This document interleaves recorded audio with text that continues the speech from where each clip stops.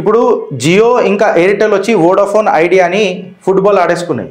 ఈ మోనోపోలియన్ అనేది ఒకడే ఉంటాడు, వాడికి కాంపిటీషన్ ఉండదు. ఇక వాడే ప్రైసింగ్ డిసైడ్ చేస్తాడు. కాంపిటీషన్ అనేది భారత్లో మెల్లమెల్లగా అంతరించిపోతున్న ఒక ఫ్యాక్ట్ గిరీష్ అని చెప్పి బిజినెస్ ఎక్స్పర్ట్స్ మాట్లాడుతున్నారు. సో 80% మార్కెట్ షేర్ అగర్ జియో ఎయిర్టెల్ కంట్రోల్ చేస్తున్నాయి అని అంటే దీని మీద కూడా ఫ్యూచర్లో ఏమైనా ఇంపాక్ట్ ఉంటుంది అంటే ఖచ్చితంగా ఉంటుంది. అగర్ ప్రభుత్వం దీని మీద సైలెంట్గా ఉంటే ఇది డేంజరస్గా అవుతుంది.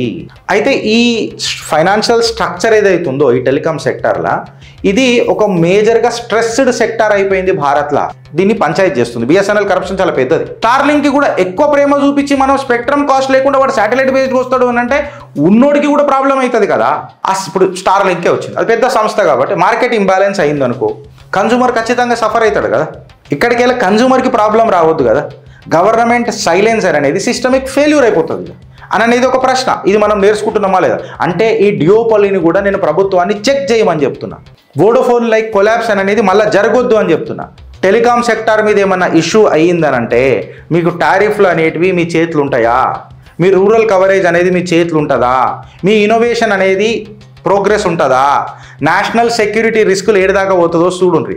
ఒకటే ఇద్దరు ముగ్గురు మీద మన డిపెండ్ కావడం అనేది ఎవడో ఒక స్టార్లింగ్ అని తీసుకొని వచ్చి రూల్స్ బైపాస్ చేసి మార్కెట్ని డీస్టెబిలైజ్ చేద్దామని అంటే ఈ మోనోపోలీ రిఫార్మ్స్ మనకు వర్తిస్తాయా?